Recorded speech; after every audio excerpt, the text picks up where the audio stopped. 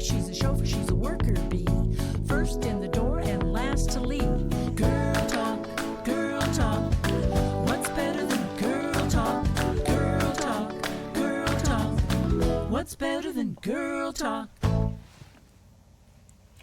Welcome to Girl Talk. I'm Regina Ayars, and my co-host. I'm Carol Voisin. And Girl Talk is a lively discussion of opportunities, challenges, and successes of women in their daily lives. We interview women living in the Rogue Valley who are making a difference in our communities. Today our topic is women in the arts, writers, directors, actors. And this is part 2 of a 2-part episode. And in part 2, we are talking with Jeannine Grizzard. And she wears 4 hats. She's a writer, producer, director, and actor, and is well known for her one-woman performances. And we're going to ask her why she likes those. So, Carol, would you like to introduce our guest? Jeannine, would you introduce yourself and tell us how it is you came to the Rogue Valley and why are you staying?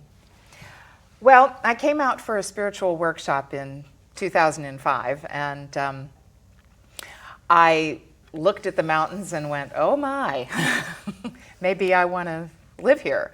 And then I looked at my hotel bill and realized I would be coming back for a lot of these workshops, and I went, maybe I ought to get an investment property so I have a place to stay. So I started sort of, just amusement-like looking around. Mm-hmm. And then I found a wonderful house.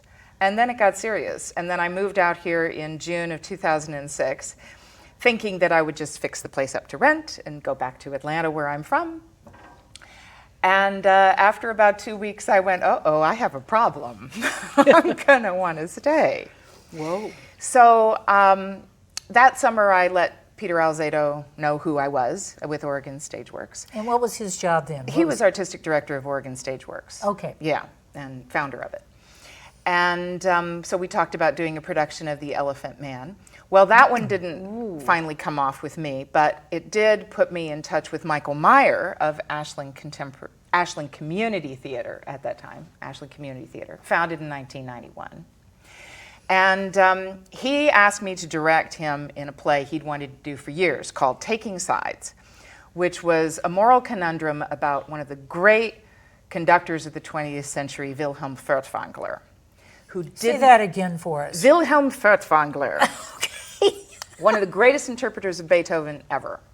But you've never heard of him because the Allied countries wouldn't have him come either during or after the war on tour. Why? Because he didn't leave Germany. Ooh. And the way he helped and resisted the Nazis while he was there, he thought he was sort of going to be a preserver of great German culture through this terrible aberration of Nazi Germany. Mm-hmm. So he didn't leave, and he got out a whole lot of musicians. But he was one of the master race. He was one of these great Aryan artistic figures that the Nazis wanted to hold up, even though he wanted to throw up about it. And so he would pick up the phone and say, hey, Joseph Goebbels, I want to pass for so-and-so Jewish musician to get them out. So after the war, an American captain, might be major, I can't remember, darn, played by Michael Meyer, confronts him, played by David Dials, marvelously, on his collaboration. And he's like, I did what I could from where I could stand. And he's like, no, you received a whole lot of benefit from this, and you didn't want to give up your position as director of the Berlin Philharmonic. You didn't want to drop in stature and just become an itinerant conductor musician somewhere. So you are complicit. And that's the kind of issues-based, intense, personal integrity kind of show I like to do. Oh, that's nice. And that was, it was a fine production in '07. But we were at the Ashland Elks and not a lot of people could get in the building, so they didn't see it. So an audience member basically went to the Havara and said, you guys have to put this on in the spring of '08. So it had another life and a very successful run. And then I participated with Michael in putting on readings the readings series that we were starting to do of local playwrights' work, new work. Oh, nice. And in 2010, I became artistic director. And we changed the name to Ashland Contemporary Theater. And I knew I had to start it off with a bang.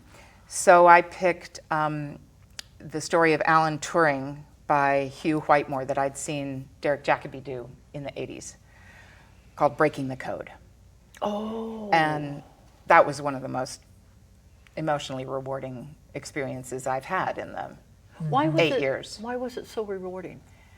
We really created a wonderful family around that play.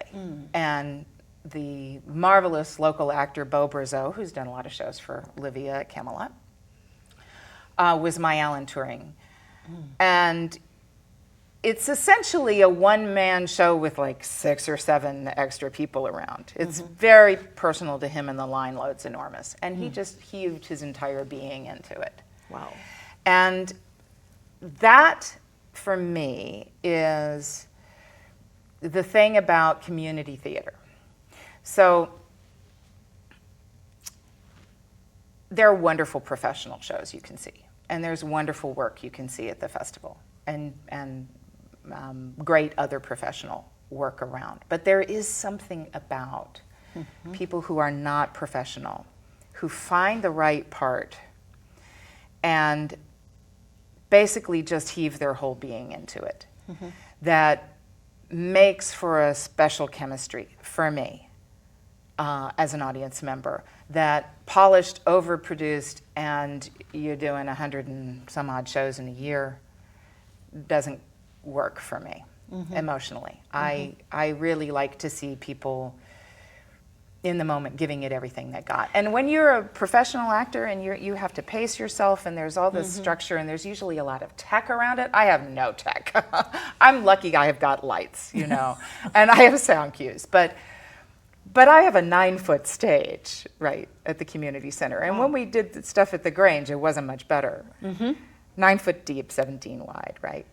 And you can't have a whole lot of furniture either, because I've got to move it and store it every show. You know? So does a venue determine at some level where when you're deciding up front what you're going to produce? You bet. You've got to take that into consideration. Absolutely. So what are the factors that you look at Well, as a I simply producer? can't do full production shows where everybody has costume changes and there's lots of furniture with 15 plus people, because I have no place to put them. I literally can't stick them on the stage, and I can't stick them backstage either. So I tend to look for smaller cast shows for full productions, like 7 or less. And I tend to look for sets that I can abstract. I'll give you an example. So in 2014, we did a very, very well-received production of Freud's Last Session, which had been an off-Broadway sensation. I think we've got a still of that. Can you put that up? There's Freud's Last Session. Yes. Excellent. So that's Judge Joe Charter as Freud. Oh, there. you're kidding. No. And he brought me the show. He wanted to do it. He wanted to play Freud. This was his dream, to play Freud. He found this script and he wanted to do it. Wow. And that's Eric Epstein, who doesn't live in the Valley anymore, but was in Grants Pass and one of Barnstormer's finest actors. And he himself does social counseling work. And he was the only person in the Valley I would even consider for C.S. Lewis. Because I knew these two men lived their lives in a way that was very similar to the actual characters. So they could really come to it with their being. And so it's supposed to take place in Freud's study in London, which is full of furniture and a famous couch with an oriental rug on the couch and, you know, tons of stuff. Well, I can't move around tons of stuff. And I have to get them higher without bringing in a built-up stage. So I had high tables, and I put them at a high bar stool table. And I did a New Yorker drawing on a sheet, a huge sheet in the back of the wall of the study. How clever. So that they were basically in realistic clothes, and they had realistic hand props that they had to deal with. They had to pick up statues and talk about them, because Freud collected statues of antiquities, and a radio. But their setting is very abstract. So there's nothing that you're dealing with as an audience member but what they say and how they feel. And it has that great emotional immediacy, because if you direct it so that that's interesting without, as the Brits used to say, bung up, if the acting stinks, bung up more furniture. You know, seriously, put up more scenery. If you don't have it with the I don't have a choice. It has to be with the performances. So, Well, you know, one of the things that issues that I have with OSF is that their stage settings are so extravagant. Elaborate, yes. I lose Yeah. the voice. Yeah. You know, I'm looking at, well, what's going to happen next? Where is someone going to pop out? Or what's, you know, how are they going to rearrange this? So that I'm not listening to what the actors and actresses are saying. So that's why I think community is that's why readings really, are really very good. powerful. And we do a lot of readings. Right. And Livy and I we did chess in 2016. Tell us a little about chess. Well, I believe I read in the newspaper that she had quit over them canceling chess, and she had stated in the article, I'm looking for a venue.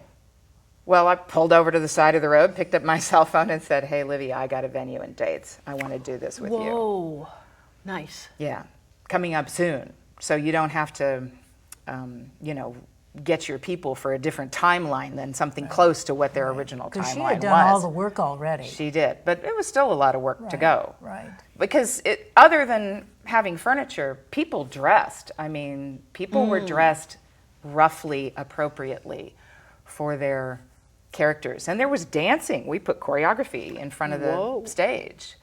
Because there's choreography, there's dance interlude. One Night in Bangkok, that was the big rock hit from that show, right? One night in Bangkok makes your whole heart, whatever. So Go ahead. I'm not a musical specialist. I've got a question. So you wear 4 hats, as I said earlier. So some of the issues that you were talking about, creating the New Yorker poster and raising is that tell me the difference between a producer's job, a director's job, and of course we kind of know what the writing is and the acting is at both ends of that. So what does a producer do? Maybe it's different in community theater because you have to wear so many hats. Yeah. But a producer's I'm here at role the is Ashland different than a Community director's Center. role. Yes. Okay, and what's the difference? Producers get stuff. Okay. That's what a producer does. A producer arranges the venue, they put together the team, they put together the material. If they don't go get the props and the set, as small theater producers frequently do, at a higher level, they go get somebody who goes and gets the props and the set. So you have a set designer and a props master, right? And they supervise those, and they're reported to with lists and costs, and So producers don't necessarily do the accounting, although in this case I usually do. But they do make sure that the material stays within the decision about what that budget can be. The producer does that. Yeah, the producer what I does thought. that. The producer controls the funds and they control the personnel. And depending on how high and advanced and big budget your organization, they either collaborate with the director or the artistic director to determine the vision of the show, the world of the show.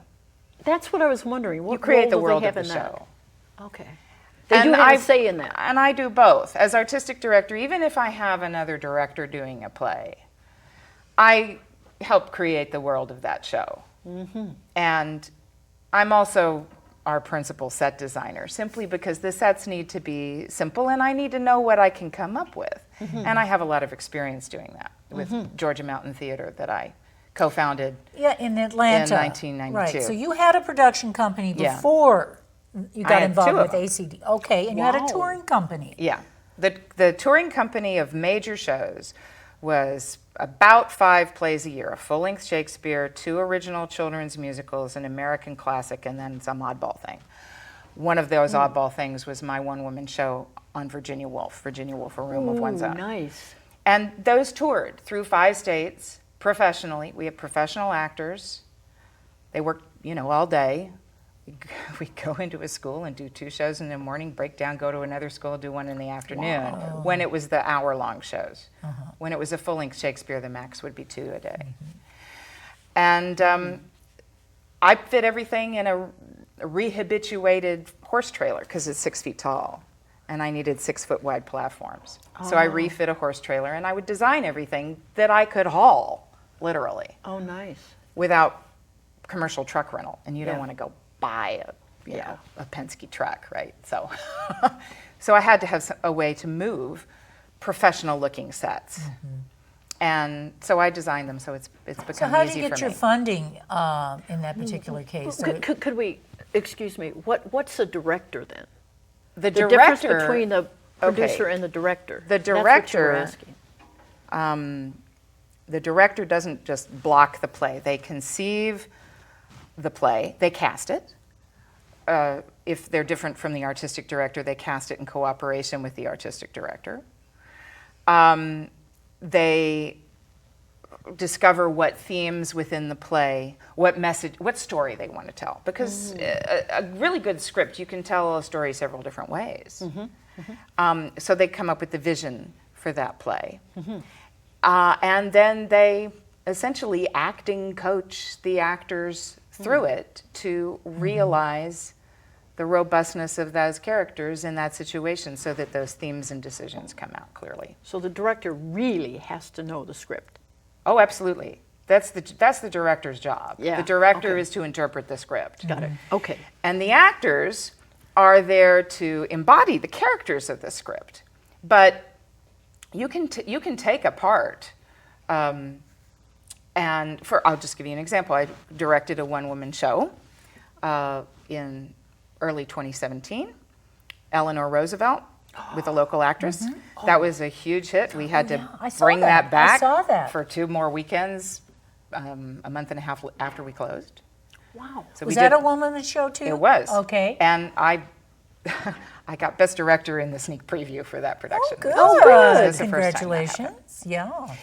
And so the actor can interpret Eleanor more confused than we did because she's finding her way through the play.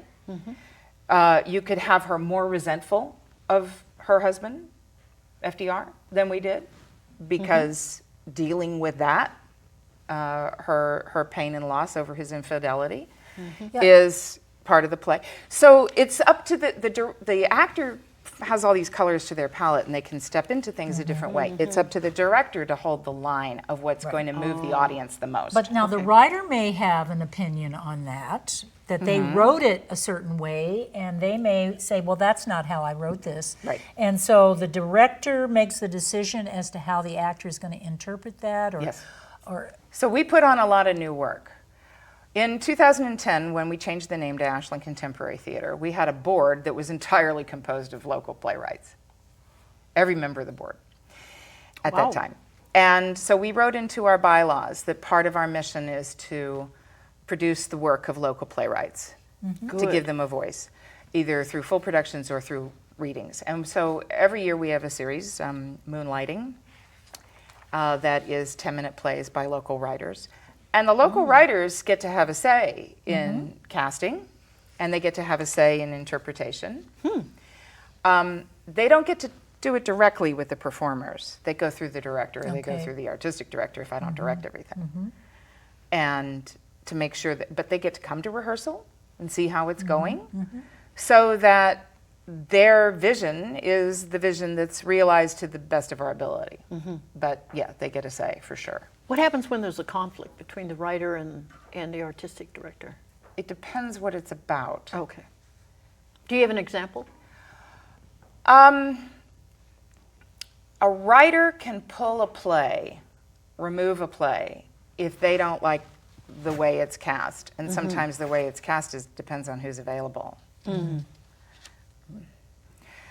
So they can't order you to use certain people because there may be reasons that the mix isn't the right mix. But they can just say, I'm out of they can here. withdraw a play. Yeah. after we've committed to a play. Wow. Usually there's nothing that can't be discussed through because I you would want the think truth so. of the piece. Yeah. So real butt heads, animosity, with my way or the highway doesn't really Doesn't happen happen. because Okay, good.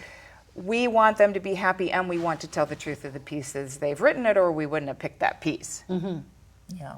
Well, in the beginning, I mentioned you have a preference and are well known for your one-woman shows. Yes.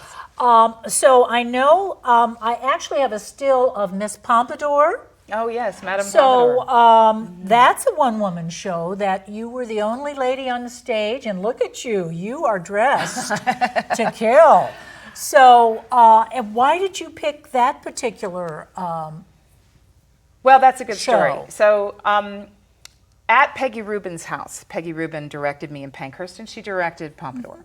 And everybody knows who Peggy Rubin is, and if I tried to do her biography, we'd be here all day.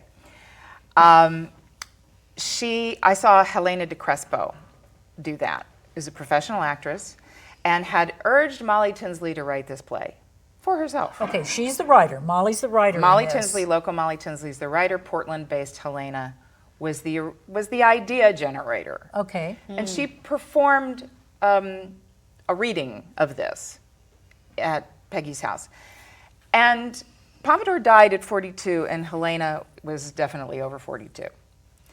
And I got the idea that I should get that thing up one way or another. And because Madame Pompadour is the first woman in the history of the world to wield real political power to run things, to do treaties, to organize government, to have the role of a minister. She was the king's mistress, but he didn't want to do administration. He didn't like it, and he didn't like the conflicts, and he didn't like the whole personality thing. He didn't like it. She was very talented at it. So he kept giving her more and more authority. And she wasn't born to it. So she's made a duchess from being upper-level bourgeoisie, common person, financial industry family, to merit-based wielding authority. Now, she got in with the king because of her beauty and her charm and her acting talent and all of that. But you don't grow into being the one running the treaty with Maria Theresa of Austria unless you have merit Yeah. and skills. Well- So she was the first woman in the world to do that, and I wanted to tell her story, which is the story of the enormous, soul-crushing personal cost of having that position at that stage of evolution of humanity. What was the cost to her? Just self-denial and We've got loss of her feelings. I want to and- talk about Pankhurst Yeah. before we run out of time. So that's another one-woman show Yeah. that you did, and I think we have a still of that.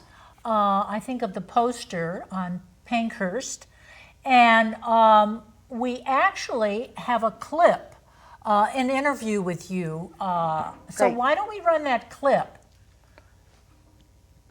I'm here at the Ashland Community Center, and I have just attended a wonderful performance by the Ashland Contemporary Theater in collaboration with the Swan Arts production.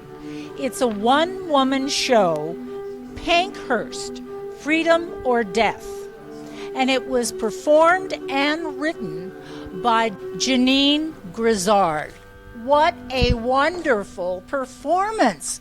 I just loved every minute of it. Oh, It was thank you. so powerful. Well, I really appreciate that, and Emmeline certainly appreciates that because now she gets to be remembered for her role in that struggle that took thousands of women. Absolutely. So, when did you decide, and why did you decide to write this particular play? Well, I took a workshop with Jean Houston and Peggy Rubin in 2012, and everyone in that workshop was asked to come up with some project that they thought would help humanity, good for the world type thing. And I had read her speech, which the Guardian newspaper listed as one of the top speeches of the 20th century. In the play, I work on a speech for the benefit of the imaginary audience, right?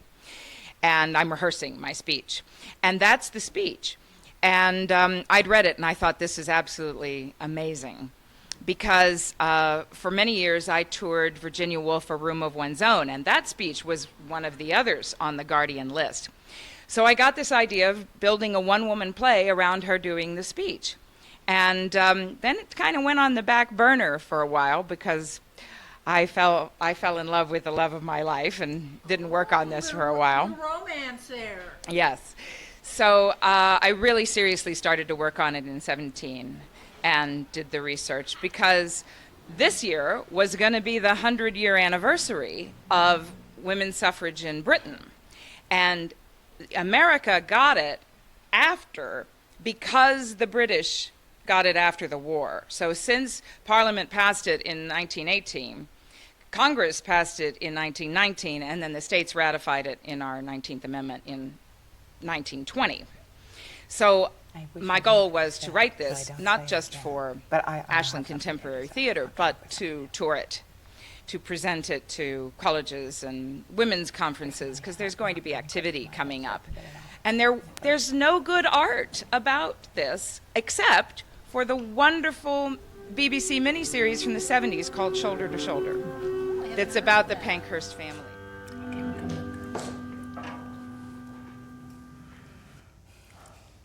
Well, I was there, obviously, at that performance, and it was a wonderful, wonderful show. Thank you. Yes. Thank you. So it's very timely, too, that production.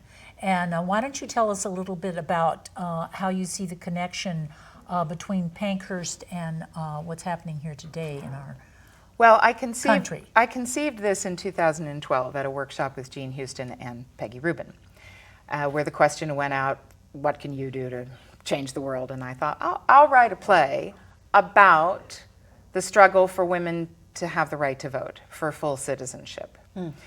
And there's some unique features about that are relevant right now. First of all, the suffragette movement pioneered nonviolent protest. In other words, not picking up a gun and fighting and not brawling in the streets with your marching and your protesting. They did acts against property. They would mess up post boxes and they'd burn empty buildings up. But they made sure that there were no people or even animals harmed. And That's cool. They always wanted to keep the absolute moral high ground of staying on the case and presenting their... Out of time, so you want a closing thought on that? Yes. So it was very important to always present your best in the argument, in fighting for what they wanted. Absolutely. And not lower their behavioral standards. Yes, the moral high ground. Correct. So ladies, we are disagree out with of that. time. I can't believe it. It went so fast. And so let's thank our guests. Thank you so much, Jeannine. Thank you, Jeannine. Thank you. Yes. Learned a Thank you lot for today. having me. And you want to thank our crew. I would like to thank our crew, wonderful crew, Wanda, director, John, graphics, Kate, who's gone, did the lighting, David, thank you for the teleprompter, David, B, and Michael and Andy, thank you. Thank you for the cameras, Yes, very and- much, thank you. All volunteers. So Girl Talk can be seen on RVTV, Channel 15, with Ashland HomeNet, or Channel 182 with Charter at 3 p.m. on Saturdays and 6:30 p.m. on Thursdays, or on demand at rvtv.sou.edu. Click on Public Access at the very top of the page, and then search for Girl Talk. So we're about out of time, so I'm just going to say that we are on KSKQ on the radio on noon on Sundays, and I also have a show called Getaway Girl. So that's it for us today, and bye for now. Bye-bye.